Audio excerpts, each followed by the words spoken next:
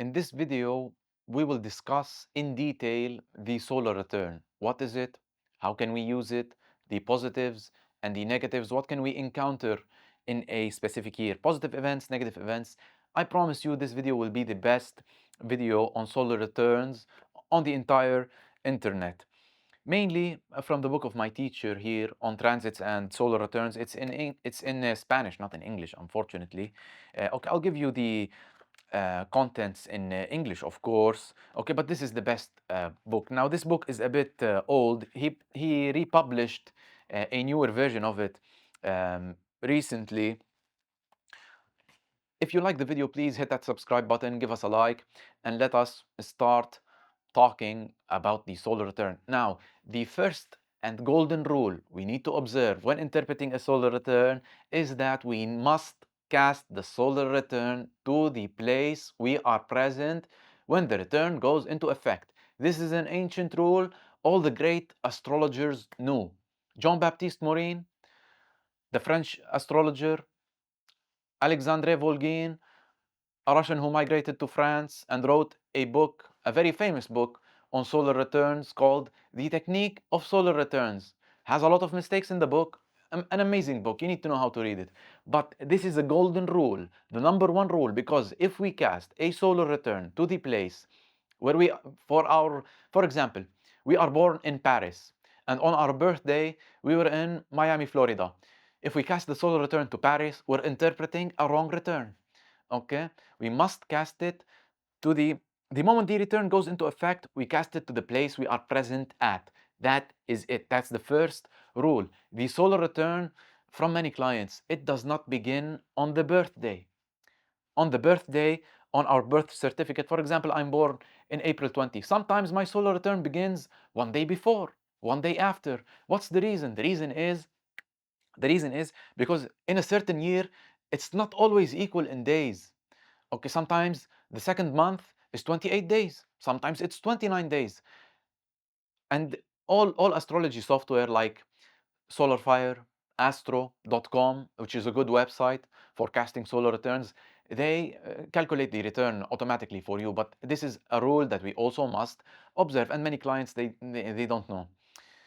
The solar return is cast when the sun returns exactly to its natal position, degree, minute, and second. Okay, these are two rules we must observe. Now, in this solar return, to extract the juice, what the solar return contains, we cannot go into great detail. It is an amazing technique, but in the end, it is limited.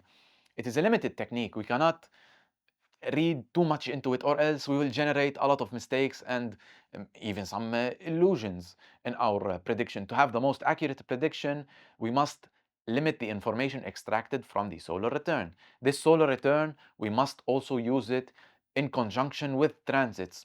How many times in a consultation with a client, my eyes have observed a benefic in the fourth house, for example, Venus in the fourth house, or Venus and Jupiter in the fourth house, or Jupiter in the fourth house, and the year is accompanied by a negative event at the level of the home and family. We must use transits to check. Okay, it's not enough to just read the solar return by itself. We have to use it in conjunction with other predictive techniques. This is also an important rule we must observe. Okay, because what if the person has Venus in the fourth house and in transit Saturn is exactly on the moon during the year? Maybe Saturn is retrograde on the moon, or worse, Saturn is in opposition to the moon. Then, of course, we might observe some loss or some limitation at the level of home and family. That's why we must use solar returns and transits together, okay, in one. That's the best way to have a deep and satisfactory reading for a specific year. We cannot just use the solar return by itself because the information it provides is limited. Okay, now that we have clarified some important points about this technique, then comes the interpretation of the solar return. And by the way, transits, they help us to determine during the days the events in the solar return will occur. That's the best way. You want to use lunar returns, the monthly chart, they're not very effective. There are more effective lunar returns, like precessed lunar returns. You can read about them in the book Predictive Astrology by Juan Estadia. You can type Predictive Astrology Juan Estadia on Google. You can get the information there. The book is free. That can be one thing. Now, if we want to begin interpreting our solar return, the first thing we must observe is the ascendant of the solar return, not the sign, not the rising sign of the solar return, the degree of the ascendant of the solar return. In what natal house does it fall? The natal house that the solar return ascendant falls in, here we can find a big event during the year. It can be a center focus. This the house that receives the ascendant of the return, and here we must pay attention to the degree, because sometimes you see one client, I have Sagittarius on my 10th house, and the ascendant of the return is Sagittarius, so the ascendant of the return is in the 10th house. Wrong. Absolutely wrong. You check the degree. If you have Sagittarius in your natal chart, 29 Sagittarius on the 10th house, and your solar return ascendant is 5 Sagittarius, that solar return ascendant, my dear, falls in the 9th house. It doesn't fall in the 10th house. Okay? Check the degree. Check what house the ascendant falls in. That's one thing. Now, this ascendant, the best house I have observed from my experience for it to fall in is the 10th house. The 10th house, one of the best houses for any solar return ascendant to fall in, because it enhances our career, provides opportunities, successes, etc. Excellent house. Now, the house that receives the natal ascendant, what by I receive, I mean where you find where the annual ascendant falls. You can find a massive event there. If it's in the third house, an event related to my car, or to my siblings, or to studies, or short trips. In the fourth house, things related to parents, maybe a change of residence, maybe a big event at home. In the fifth house, affairs, investments, business. In the sixth house, maybe sickness, maybe something related to work, asphyxiating conditions at the level of work. In the 12th house, maybe we can see more isolation. Our energies turn inward with this position. Okay, and also the 12th house is one of the worst houses to have the ascendant of the solar return in. The sun in the houses of the solar return also observes an important, it's heavy. The sun in these houses of the solar return is extremely heavy. It also indicates main events during the year. Similar to the ascendant of the return in a natal house, the effect is almost the same, because in the end, the sun is a neutral factor. We must look at other positions to see if the event will be positive or negative. For example, the sun in the 10th, heavy activity in the career, big changes in the professional activity, maybe um, more social prominence, or our popularity may increase a bit.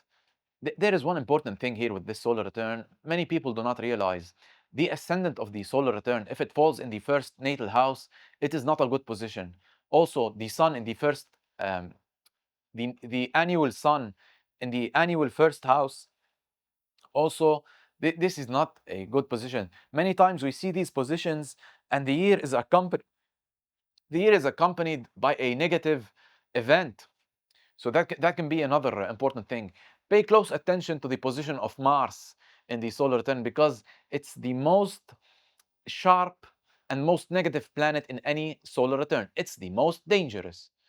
There is no discussion or any negotiation about this planet. Any house it falls in, it will cause some disruption or chaos or loss or problems or mistakes. So we must be very careful. My teacher used to tell me, I always observed Mars in the second house to be an unfortunate year at the level of finances. Okay, Venus and Jupiter, of course, any house they fall in, you will see it will be easy to grow these sectors of our life. Okay, in the seventh house, relationships, marriage. In the 10th, the career benefits. In the 11th, supporters, sponsors, followers.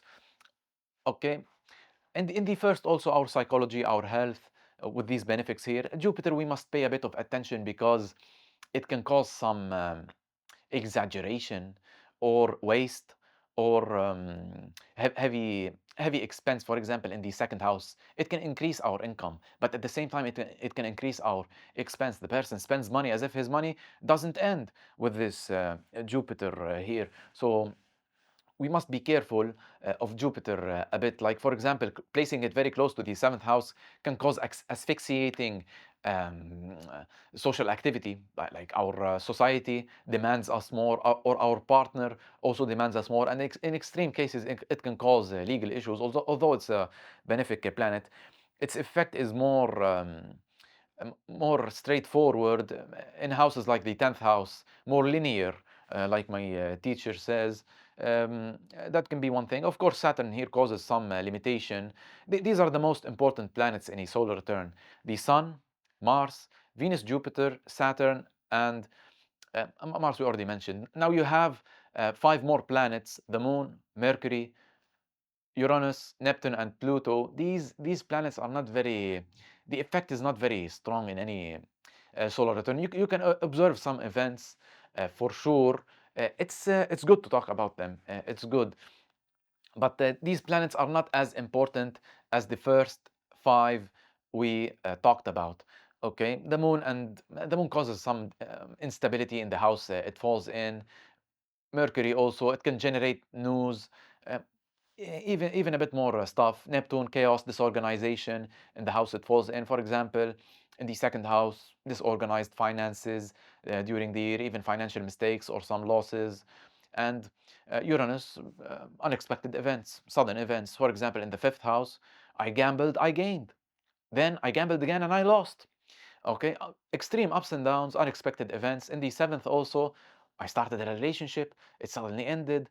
Okay, the affair was fleeting, or sudden legal problems might arise. In the fourth, sudden events in the home and family, shocks, disruptions. We can observe with this planet. It has some good sides, like for innovation. If it's in the fifth, I want some exotic pleasures or trips. It's good for things like that. Pluto brings a change in any house it falls in. Okay, for example, in the 10th house, deep changes in the career. In the first house, deep changes in myself, in the way I dress, in my personality, in the way I think. In the second, deep changes in my finances. Or maybe I can find a year that is a bit more complex at this level, because Pluto in the end rules complexity. Now, this is this is an introduction to solar returns. I'm sure everyone who watched this video till the end has gained some benefit. Please hit that subscribe button and like button so we can make more videos, more detailed, deep videos about the solar return. And thank you, and I hope to see you again.